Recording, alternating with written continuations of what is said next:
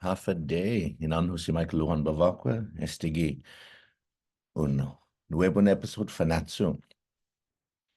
This episode of Fanachu comes right after the end of the 13th Festival of Pacific Arts and Cultures in Hawaii. And so the focus for this episode is Famagu'on Manmasters. And so the children and grandchildren of cultural masters, because as you can see from this picture here, 4 of the delegates that represented Guam at the festival in Hawaii, this largest gathering in the Pacific of around culture, around identity, around pride, around Pacific peoplehood, that from Guam, the 110 member delegation, there was 4 of us who were the children or the grandchildren of cultural masters who had in the past represented Guam in a variety of ways, one of them being attending FESTPACs, attending festivals of the past, demonstrating, educating, representing. And so as we were at FESTPAC in Hawaii, it dawned on me as I saw the son, Sean Lizama, who is the son of Frank Lizama, who was a master blacksmith, Tom Torres, who is the grandson of Tan Lucia Torres, who was a master weaver, Robert Taitano Jr., the son of Robert Taitano, who was a carver, and then myself, who is the grandson of Tun Jack Lujan, who was a master blacksmith. We were all together here. We were all carrying on the legacy of our parents, our grandparents. And so I wanted to give space because Fanachu is a place in which we focus on Chamorro history, Chamorro culture, but also then talking about Chamorro identity. And so I wanted to interview and then talk to those who carry on sort of these traditions today, those who continue to perpetuate, but also give a chance to talk about the legacies of those cultural masters that they continue, whose traditions and whose memories they continue, in honor of. And so first I want to remind everyone a little bit about this because we use the phrase cultural master, and many people have a sense of what cultural master means. But then they may have a sense that cultural master means that the community has acknowledged you, that you've reached a certain level of craft and artistry, that everybody respects you, that there's a level of quality. There's a whole host of things that go into what being a cultural master might mean. But at least in Guam, when you say cultural master nowadays, you also might be referring to a specific program that was created in the 1990s, which continues up until today, and a new round has been opened in which the government of Guam, through the Council on the Arts and Humanities Agency, CAHA, on behalf of the people of Guam, on behalf of the Chamorro people, in its role as perpetuating, promoting, educating, about the past, the folk ways of the Chamorro people. It identifies cultural artisans, supports them, but it also then recognizes those who have gone above and beyond, who have dedicated their lives to particular traditions, to particular art forms, who have achieved a level of mastery. Now, master can be a loaded term, and CAHA's program has had, a little bit of controversy over the years. And if you followed Fanachu for a while, then we've talked about this. There have been radical readings that have gone in depth into the program and talked about some of the masters, and how some masters are almost universally recognized. Everyone accepts that this was a person who deserves that. But then others, it's not that the people who are recognized were not excellent at what they did, but it's just that there may be lots of people who are good at that. So what makes it that this person deserves that title. So, for example, many masters are, so if something is if it's a craft that everyone used to do, all families used to do, what makes it that this person deserves that title? It's a little different though when the tradition is more specialized or when the tradition is disappearing. So, and this is why the designation and the honor of being a master is not just that you can do it, but it's also how you spend your time and how you dedicate your life to it, and how the community responds to your dedication, your love for it.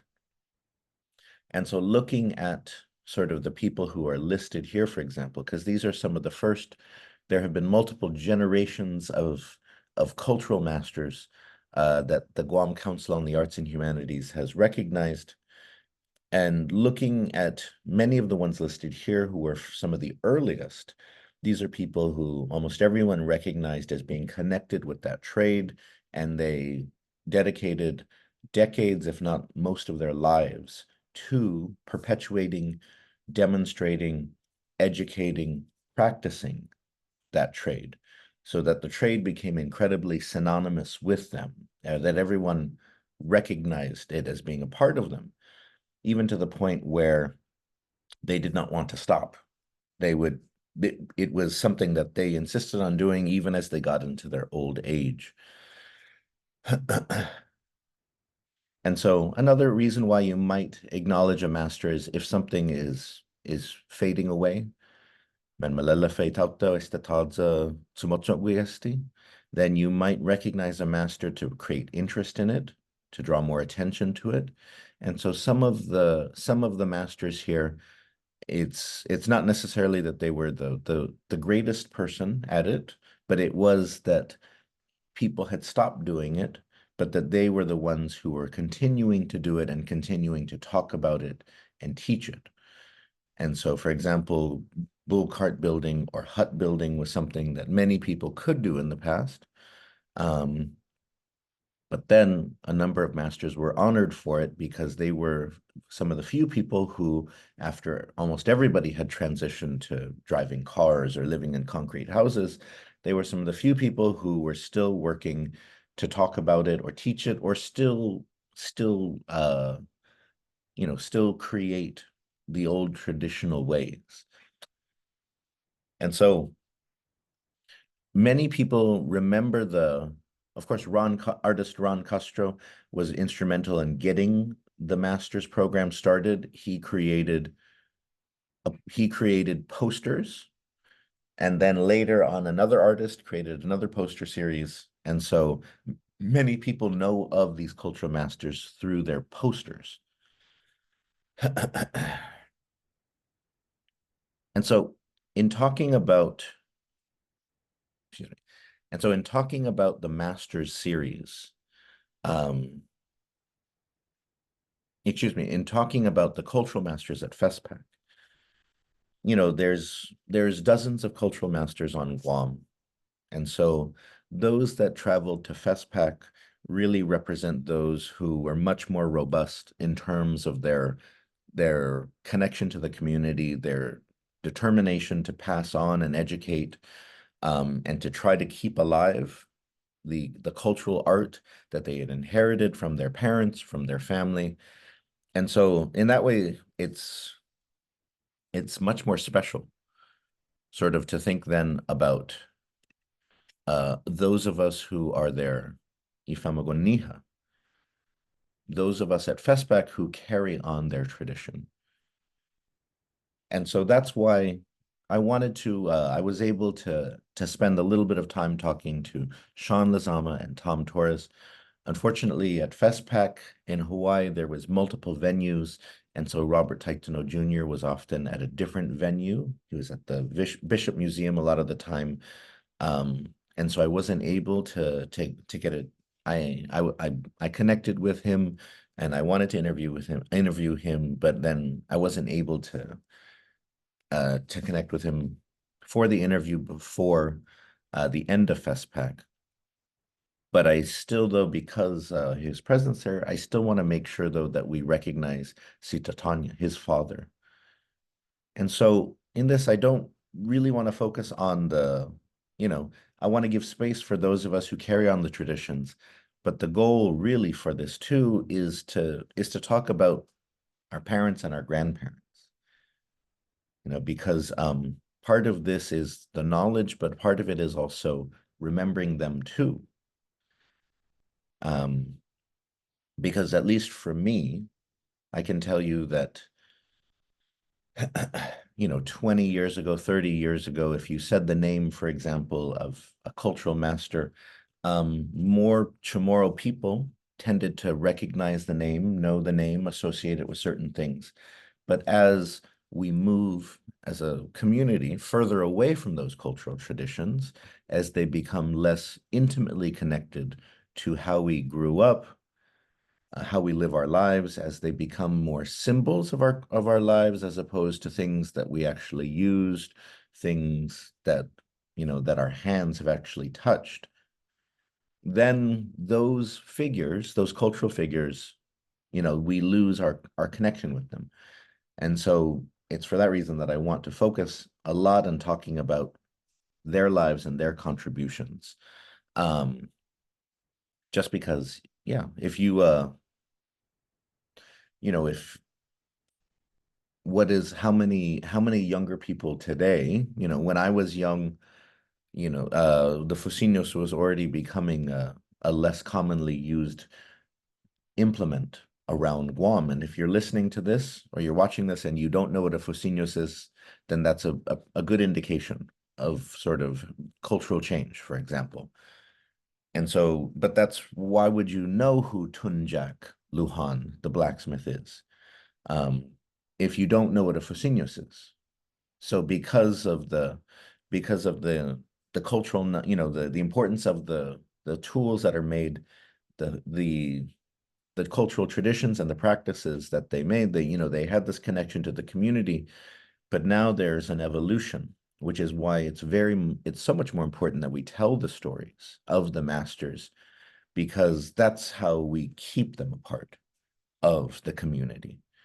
Because if people are not actively seeking out the things that they make, or the things that their children make, the technology and the traditions that they dedicated their lives to, well, then the stories are the most important part. And so because I wasn't able to talk to Robert Taitano Jr., we're going to start with him, actually. And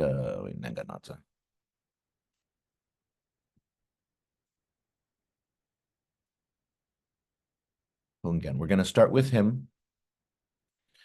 And so all of these masters, cultural masters, have of course passed away, but we're going to start with Robert Taitano. Here, this is a video that was put together by Buenas from PBS Guam, and it focuses on a retrospective on his life, but also an exhibit. Robert Philip Santiago. An exhibit that took place at the gallery of the Guam Council and the Arts and Humanities Agency. And so it features interviews with two of his children talking about their father's legacy. The life of local master carver Robert Philip Santiago Taitano, who was most prominently known for his work with wood from Guam's official territorial tree, the Targaryens are gone. Burn them all! The Ifit came to an end in early November 2022. But his spirit lives on in the pieces of wood into which he forged symbols and stories of Guam for over 40 years, and which are present across the island and abroad in homes, churches, workplaces, and special exhibits, to name a few. He's just been a big pillar of the community, from helping people with their medical fundraisers, giving back, teaching the culture with the wood carving. It's just amazing how he's just touched so many lives. Taitano's daughter Margaret said her father worked in construction and that one day he decided to just pick up wood, started carving, and since then it remained his self-taught passion. It was only a matter of time before it became his life's work. Well, when he saw that the people really loved his pieces and people were wanting to buy more and purchase his items and just being known for his carving, it definitely became his full-time business. Master carver Taitano spent hours upon hours in his shop fashioning tokens of culture, love, home, religion, decor, hospitality, hails, farewells, and jobs well done. From morning till night. Even on Sundays, I would call and say, Daddy, it's Sunday. You need to give yourself a little break. And he was there from morning to night. Even in his old age, he was out there. He had a goal, and he said, I will never sit down. I will be out there in my shop, and it keeps me young and alive, and it made his hands strong. So definitely from morning till night, it's almost 6 to 7 days a week, he'd be out in his shop carving. Sometimes when I hear a sound out there in the shop now, I think he's still out there. Taitano was designated a master carver in 2011 by CAHA, the Guam Council on the Arts and Humanities Agency. His creations ranged from smaller Guam seals and ladystones and other souvenir items to coconut kumsus or graters and tables and chairs, including a special set for President Bill Clinton during his visit to Guam. His carvings even made it to a special exhibit in a museum in Spain. Just the way he created that wood, you can tell his carving and his masterpieces was his one-of-a-kind touch. So I think being a master is just how he was able to share it with everybody and pass it down. All 10 of his children and grandchildren watched, learned, and crafted alongside their master carver father through the years. He taught all of his children. You know, we went in the jungles, cut the wood, planed the wood, sand the wood. It was definitely something he taught his children, his grandchildren, and hopefully the children will teach their great-grandchildren. So it's an amazing, wonderful thing he did with our family. And he did leave his signature behind. He did have a style. So if you see in his coconut trees, that's his style of the way that the coconut tree leaves flow. And if you see it, you can see the different styles of the way he even carved the letters.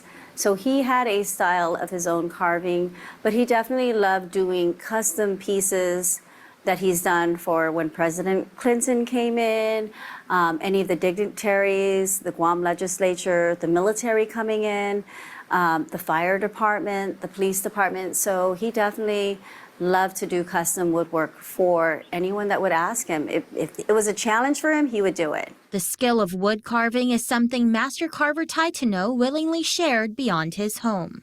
He's impacted different people because he's trying to teach the wood carving. He's taught students from UOG. He taught also the inmates to give them something to learn.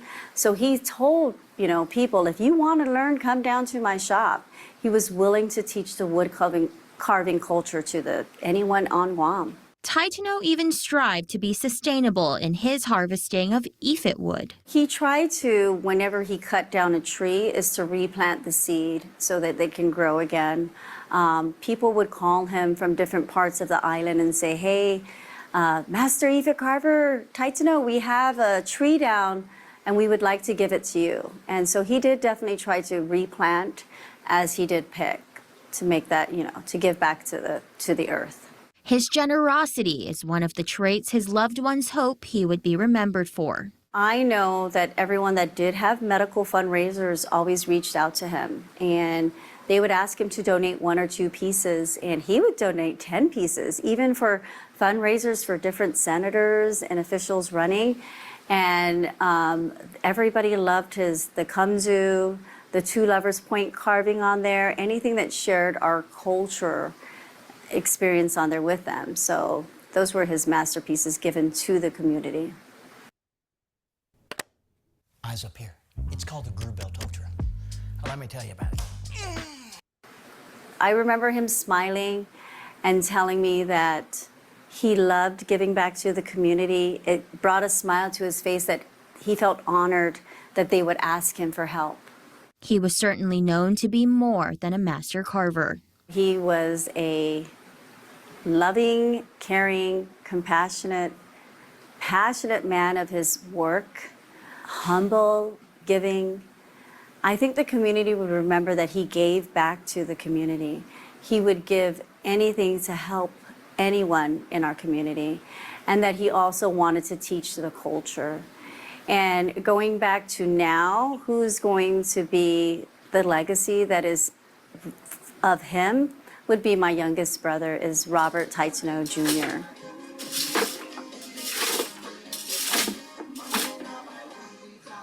He's been a very nice guy. A lot of people love my dad.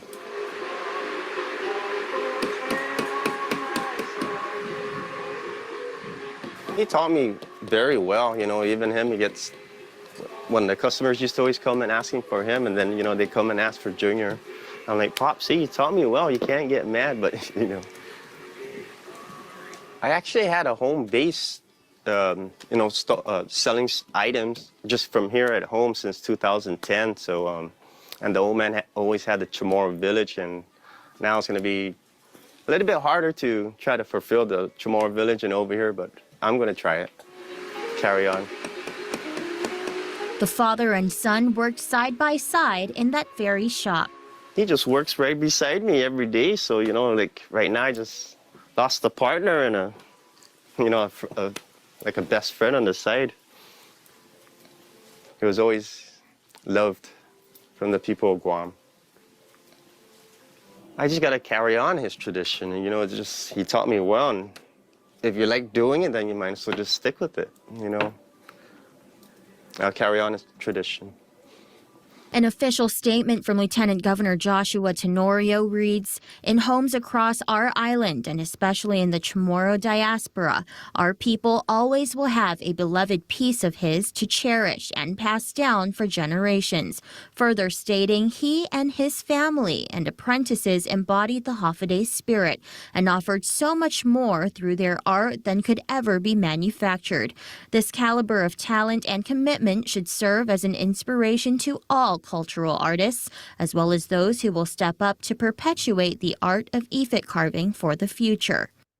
An official statement from Governor Lulian Guerrero told of Taitano using his natural gift for wood carving to give priceless gifts to the people of Guam and beyond for nearly 40 years, having nurtured a self-taught, God-given ability to bring a sense of artistry to our endemic Ifit tree. She stated, "Wherever his works may go, we know they will carry his heart and soul, and thus the heart and soul of Guam." For Buenas, I'm Alana Chargaloff of Bison.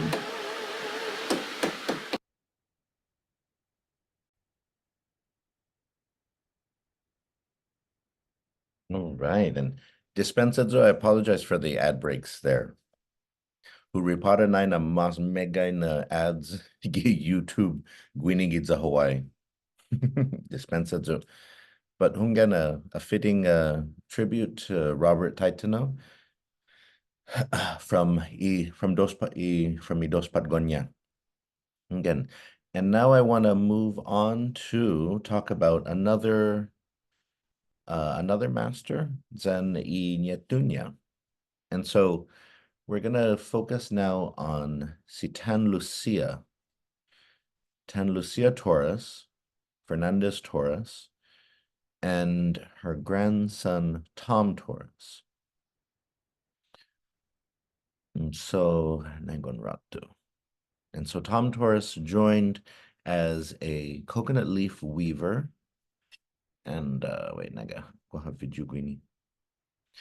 and so he was often demonstrating and teaching during FESTPAC, and here in Hawaii, he taught him and the other weavers had almost daily weaving lessons that people could come and learn to weave using coconut leaves, some very basic things such as the fish and so on. But I have a short video here of him with one of the lessons outside the hut, the Guam hut in the festival village. So wait, sticky. Nihita ega esti.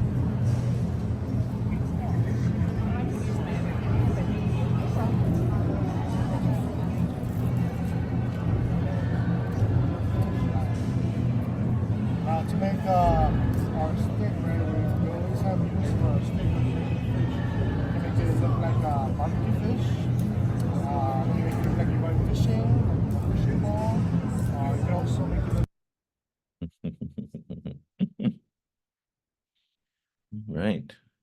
I also got to sit on the guafak and talk to Tom just about sort of his family, and then you know, a little bit about himself and how he learned to weave, but then also what it is like carrying on the tradition of weaving in his family in general, but also at FESTPAC.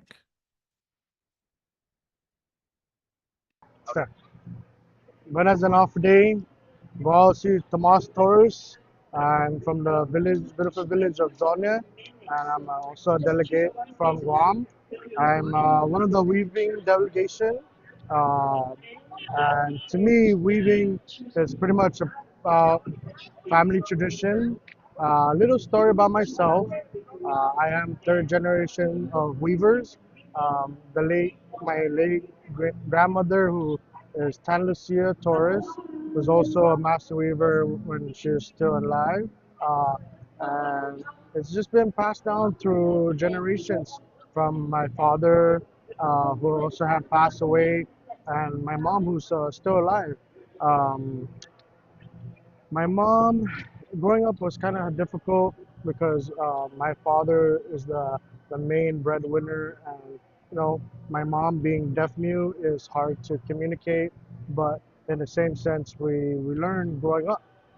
She did learn how to read from my father, uh, and me being the oldest of six, and not having a family at the time, you know, I chose to perpetuate the family legacy and um, share with the world what our signers have taught us. And basically, it's all about sharing what we love to do as a passion. And uh, my grandmother, back in the day when I was about 7, 8 years old, uh, my grandmother would be weaving on her mat in the guafat in the morning, early in the morning. So I would run away from home. It's not far, maybe like about 3 to 5 minutes, and I would see her weaving. I would sit down and watch and learn a little bit before I'd go to school in the morning time. So,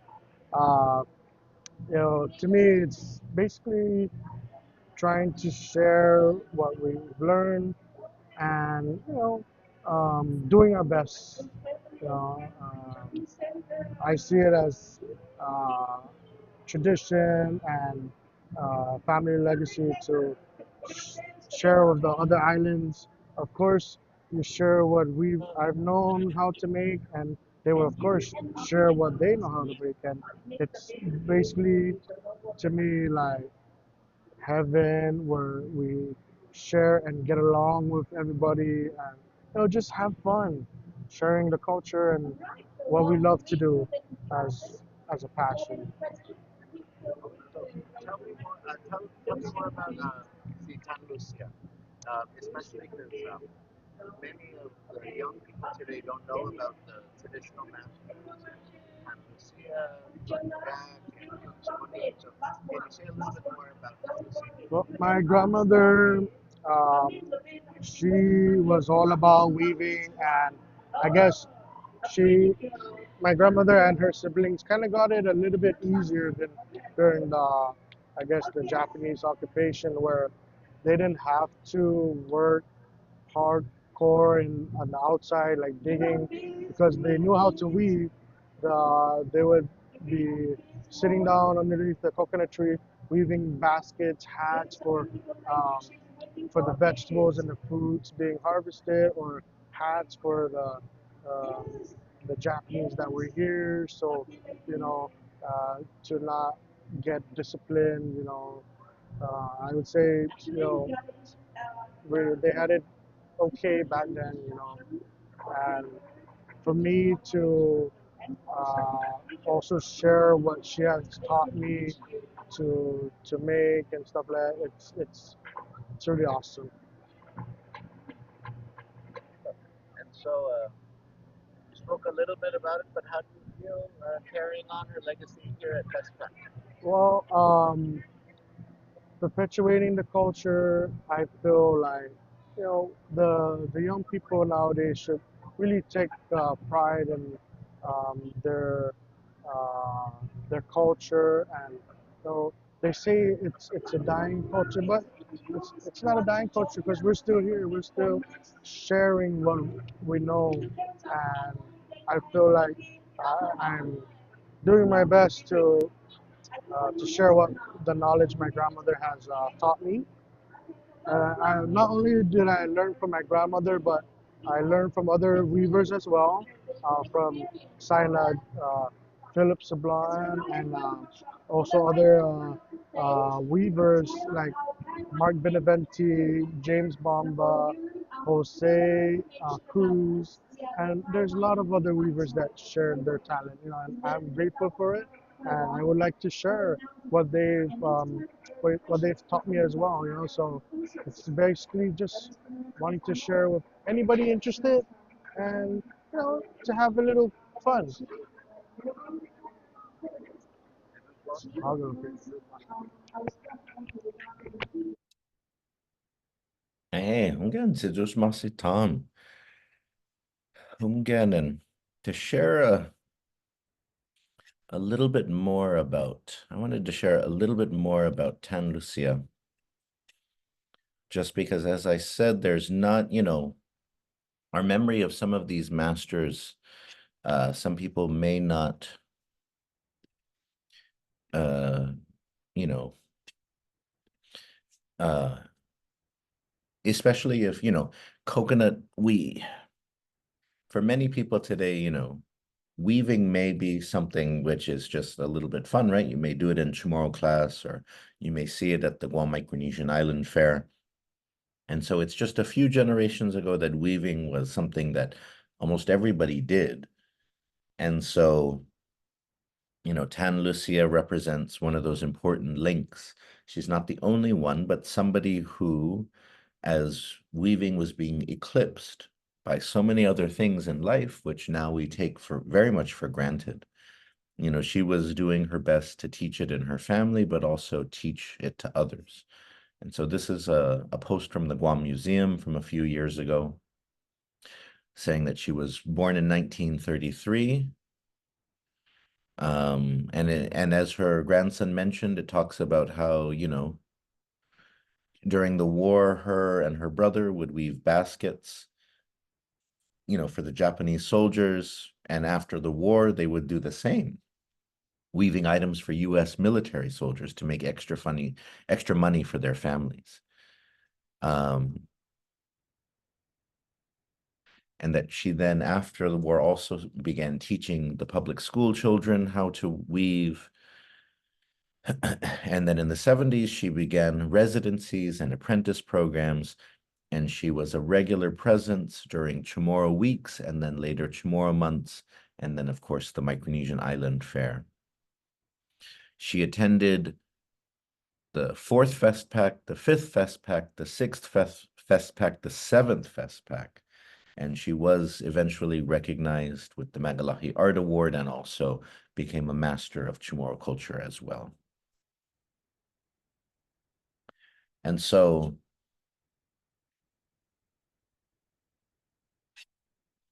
and then here, of course, is a picture of Tan Lucia. And so, sedus masi to Tomas for sharing, for taking some time in the middle of weaving during FESTPAC, right on the festival floor, for talking about his grandmother and her legacy. And so I'm going to transition now, and I'm going to talk about somebody who's, very important to me, and Buenti Didirimapo Esti Paraguajo. It may be a little bit tricky for me, of course, but of course I want to talk about my grandfather, Tun Jack Lujan. And so Jack Lujan, Joaquin Flores Lujan, was a master blacksmith. And so he was the last traditional blacksmith, although not the last master blacksmith. We will hear from that from the family of Frank Lizama last. And so I wanted to share this picture real fast. So this is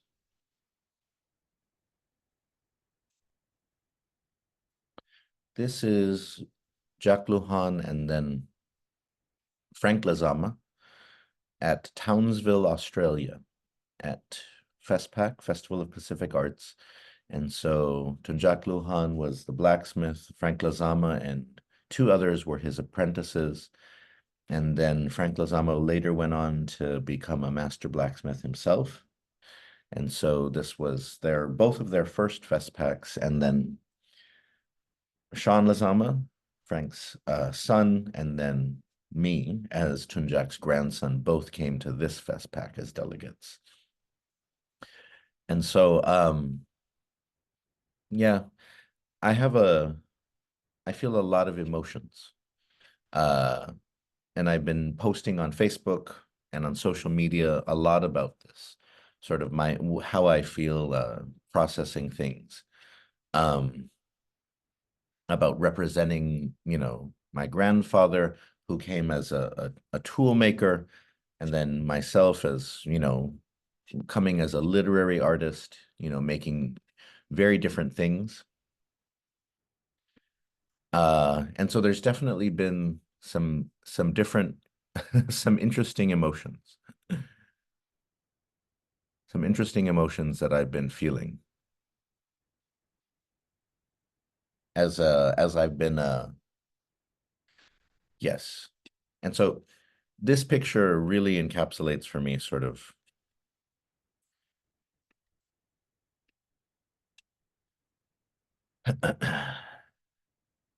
and so my grandfather Tun Jack Lujan was born in 1920. He began blacksmithing at the age of 9, if not earlier, helping his father Mariano Leon Guerrero Lujan. And he blacksmithed for the first few years of his life until later he began in his 30s, he began working for U.S. immigration, and that was his career. After he retired in the 1970s, his father asked him to not let blacksmithing disappear, because by that time, most Chamorro blacksmiths had stopped blacksmithing. And my great-grandfather had stopped blacksmithing because he was in his 80s by that point and could no longer forge. And so he asked my grandfather to keep forging and keep making tools, because that had been a defining thing in my great-grandfather's life. And for my great-grandfather, that was a defining part of the people, and it shouldn't go away. And so my grandfather spent the remaining 40 plus years of his life making Chamorro tools, teaching 16 apprentices, and then demonstrating and educating others about traditional Chamorro tools. And so he went to 2 FESTPACs in Townsville, Australia, and then in the Cook Islands. And he was even recognized at the national level. He received a National Heritage Award. He was a National Heritage Fellow in folk arts as a traditional blacksmith. And he received numerous Magalahi Art Awards. Yeah. And so I took this picture right before I left for FESTPAC just to recreate this picture that Ron Castro sent me after my grandfather passed away, holding sort of one of the pieces that we had in his shop at the Chamorro village in Hagåtña, with the Tierras Pugua set, and then me bringing one of the carabao and one of the spondulus shells that we had in his shop. But for me, who can blacksmith, because I was one of the people that my grandfather did teach, me and my brother, but I bring to FESTPAC sort of stories, books. I teach the Chamorro language. And so for me, it's not so much that the material culture that my grandfather created, but it's more sort of that my grandfather instilled in me a connection to culture and a love and a feeling of obligation to the community and the people to tell their story. And so I was trying to find, some videos, because there's a number of videos, of course, about my grandfather, talking, before he passed away in 2015, I was able to find one that I had uploaded onto YouTube years ago. So I wanted to share it. Oh, wait, Spencer, wait, nega, tiano, that's it. Estige.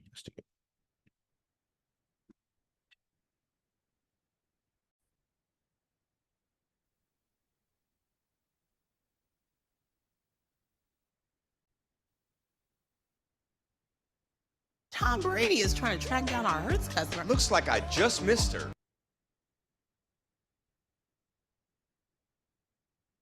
Goodness, I destina ads, mega na ads, ambi.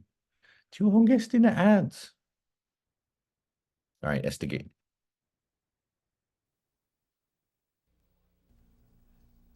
A local blacksmith is keeping island heritage alive and passing it along to future generations. Tonight, we kick off the first installment of Captions of Our Culture. Here, we'll feature a special local artist each and every Sunday. Tonight, meet Jack Lujan.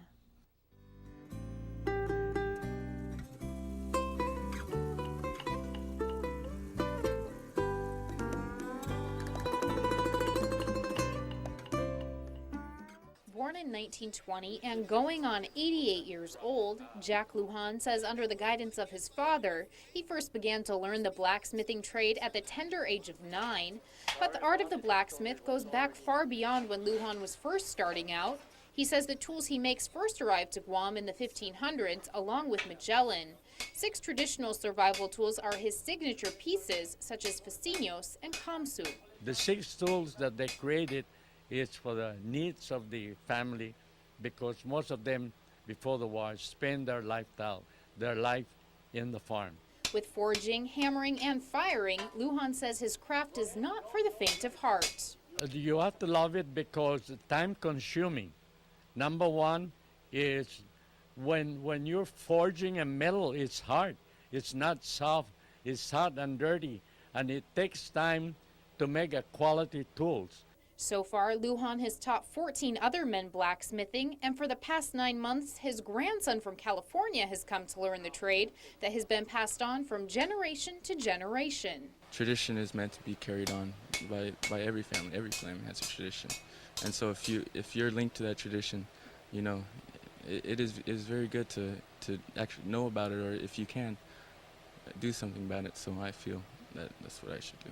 Lujan's grandson isn't the only person currently apprenticing with him. For the first time, he's teaching a woman, Natalie Pareto, the craft as well. I want the public to know that the reason why I continue preserving this, because my father asked me to preserve it, to keep it alive, because it's a history that the Chamoru people survived when they created this, to use.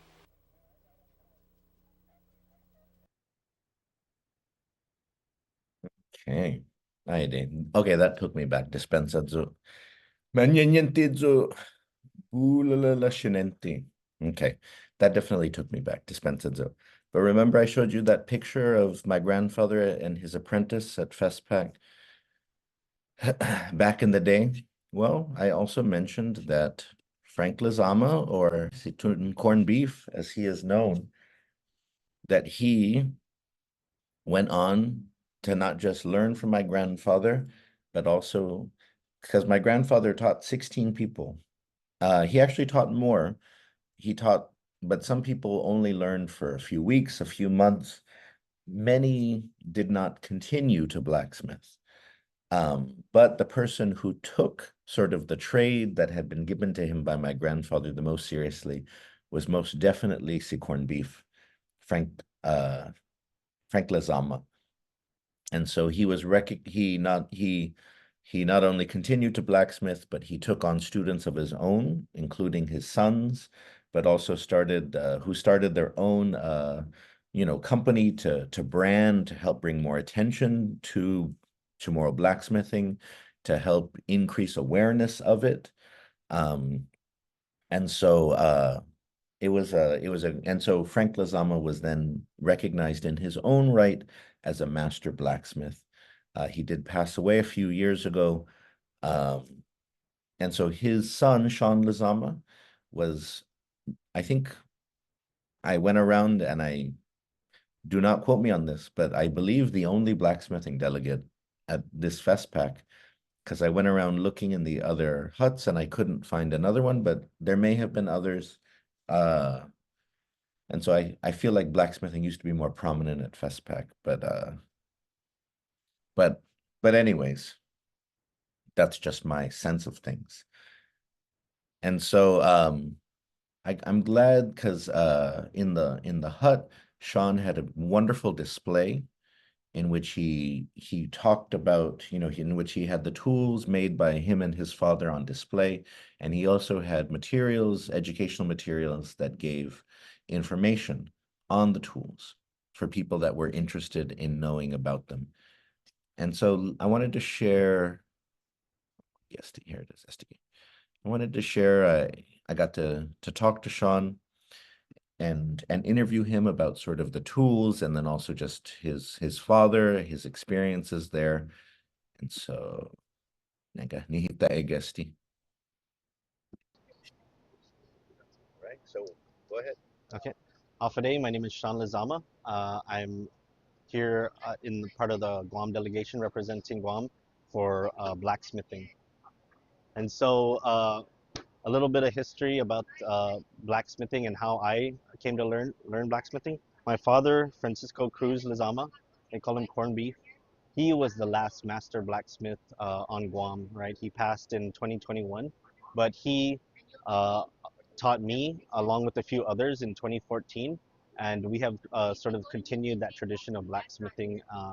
And I'm really proud to be here representing Guam for blacksmithing here at FESTPAC in 2024. My father sort of came to blacksmithing in the 1980s when he and a bunch of other firefighters uh, learned under Tun Jack Lujan, who was the master blacksmith at the time, and all the way up to 2015, he was the master blacksmith. And so he taught my father, and they went through the program and they learned how to make all the different traditional Chamorro tools. And so my father has been also representing at FESTPAC for years and years now. I believe he's been to 7 Festival of the Pacific Arts. And so really, it really feels like an extreme honor to be carrying on his legacy and Tun Jack's legacy and continuing to show not only the Chamorro diaspora, the culture of these Chamorro tools, but also people from around our Pacific, nation islands and stuff like that. Which they love the tools too, especially our Gatsai and the CE. They love to work with these tools. So do you did your father mention any specific stories about FESTPAC, like or anything that he shared about what it was like? Oh yeah. I mean, when I was growing up, he would mention FESTPAC, right? And as a kid, I would just be like, oh, it was in the back of my mind. But I could see the light in his eyes when he talked about FESTPAC and especially sharing and creating tools. He mentioned in particular when one of the first FESTPACs he went to in Townsville, Australia, that him and Tun Jack and Joseph Nicholas and Frank Cruz, they really had a great time forging actually forging and showing the people, and they had a lot of orders during that time, and they were just like, they were working day and night trying to fulfill those orders because people really love the tools, especially people from the outer island nations where they didn't have blacksmithing as a tradition and they didn't have metalworking. And so for them to see it happen live, hopefully it sort of inspired them to maybe perhaps try to take it up in their islands. But I've still yet to see another blacksmith among all the delegations, right? Guam is still the only one doing that. And so tell me about Lizama's work. So Lizama's Forge, well, for years and years, my dad would teach blacksmithing, right, via CAHA grants and stuff like that. And every couple of years, he would have to get a grant to teach a couple of students. And so when I started to learn blacksmithing, I told my dad that, maybe we should turn this into more of like a brand or a commercial thing so that we can actually um, not have to rely on the grants, right? And actually get people to pay us small amounts of money to learn traditional blacksmithing from us and stuff like that. And so far, so good. We started in 2016, and we're still going today, right? We don't do things at a mass scale. It's really like just made to order or whatever we can make in a few months, right? Because we all have day jobs and things like that. But we're still proud to do it, right? And we still love to forge. So tell me about some of the tools, the traditional tools here. Okay. You want to use the tools or you want to use the posters? Oh no, the tools are fine. Okay. And so, which one do you want to start with? Let's start over here Okay. with the seat. So again, I'm not a weaver. I just make the tools, and so even myself, right, I'm learning a lot as I'm going, and I'm talking to some of the people who use these tools. But this is what they call a CE, and it's used mainly to weave agak, right? In Hawaii, they call it lahala. I mean, every island has a different name for the pandanus leaf, and so this tool is very useful to weavers because it not only helps process the leaves, but also helps to make more finer weaves and things like that, remove the thorns, soften it, make cuts and things like that. So it's really like a multi-purpose tool. And so when a lot of other islanders who weave pandanus see this tool, like they really want it, right? Because they're used to doing their own methods and stuff like that, but having the one all-purpose tool. I really even don't know the history of how this developed, but it's interesting and it's something that I'm looking to learn more about, right? But the CE is really popular. This tool here, the Tierras Puga or beetle nut cutter, is really nostalgic for a lot of people, right? A lot of Chamorro diaspora from California, here in Hawaii and stuff like that. When they see this tool, they remember their grandparents and how they used to make them, you know, do the beetle nut and stuff like that. And so they have the fond memories of just even looking at it, right? Brings back those memories. And that's part of why I want to continue to do this, because it's like the stories behind the tools, right, are important, right? And the tools bring back those memories and those relived experiences, like Polly Eric says in the short film that I made, Kantan Herrero, a blacksmith song. Just using these tools helps you to relive the experience that your grandparents and your great grandparents experience. So I want to try to help keep that in our culture. And so this tool here is called a sotsu. And this is used to remove the hard coconut meat from the shell.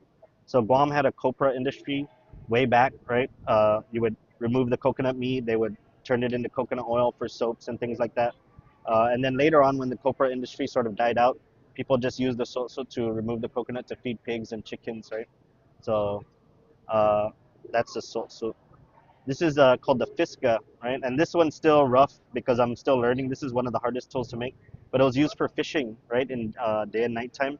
And you would put a long pole, and sometimes when they use a method called sulo, where they're using the uh, coconut fronds as a little torch, they would go out there at night and look for the parrotfish and just spear them in the night, right? And it's been said, I guess, in some historical records that when you see all the fishermen out there with their little torches out, it's quite a sight at night. And that's why I sort of try to mimic that in the posters there.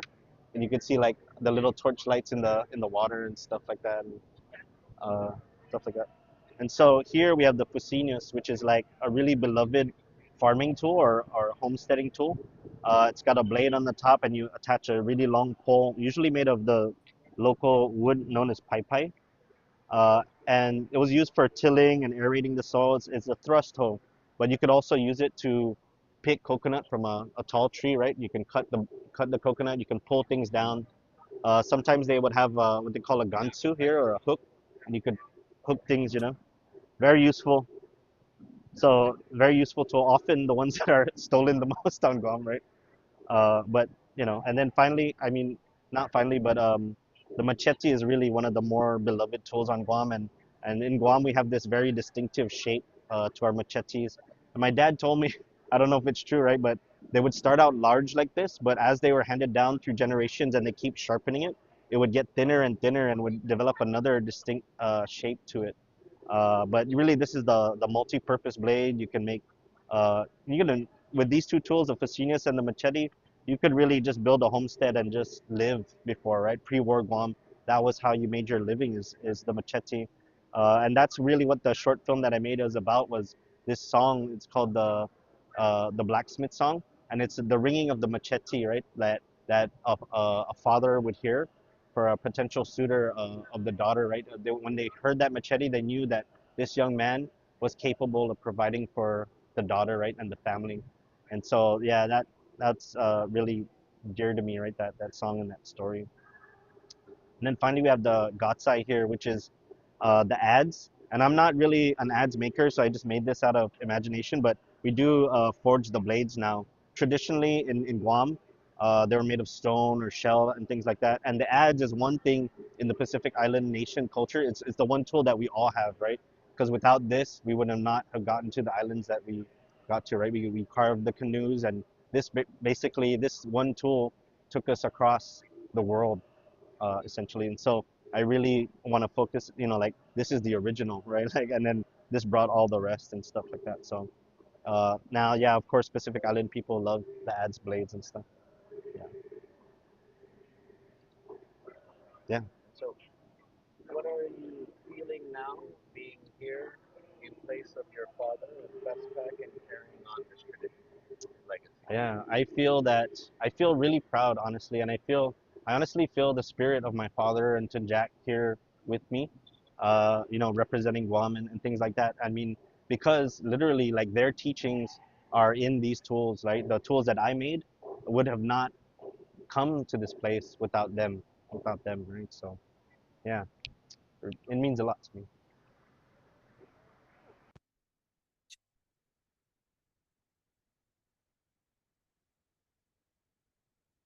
Aede. Sidus Masi Sean.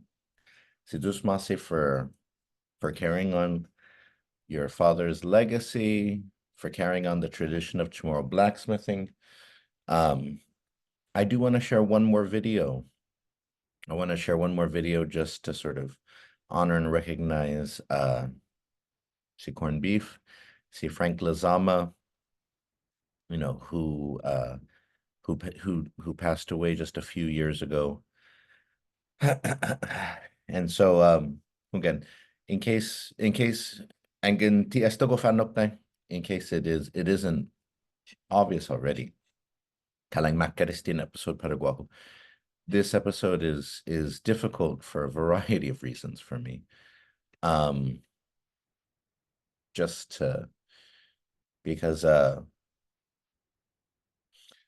again, because for some of these for some of the people that we're talking about, such as my grandfather, of course, it's pretty obvious why it's difficult.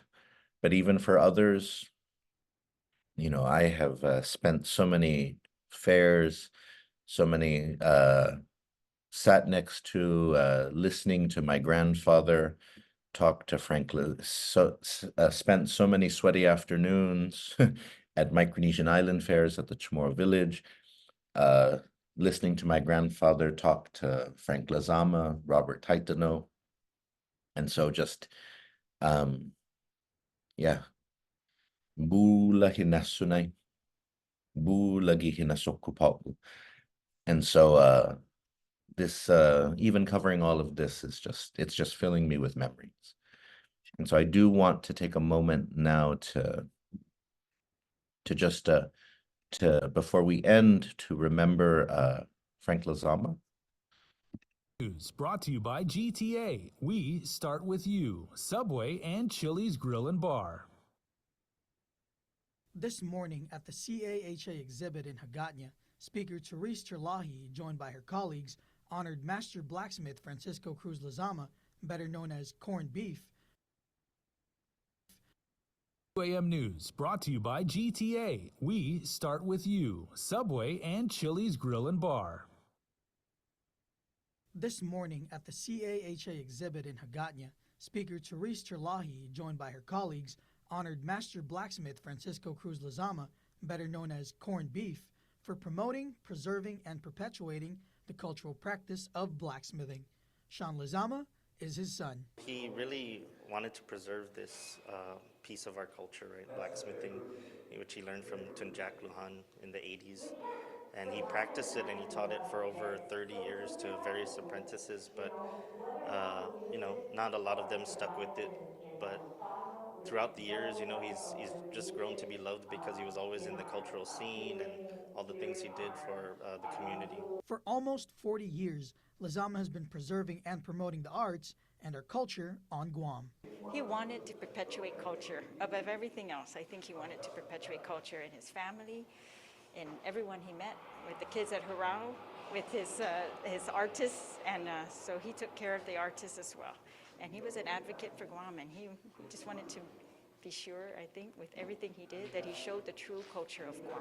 Aside from perpetuating our culture, he was also a veteran. He was drafted into the U.S. Army and served in the Vietnam War. While in Vietnam, he was wounded by grenade shrapnel and returned home and was awarded the Purple Heart Medal. He took care of his fellow veterans. I saw firsthand how he loved them, how he would show up for them, how he wanted to make sure that they were okay. And I really appreciated that about him. Daniel Perez reporting for Guam's News Network.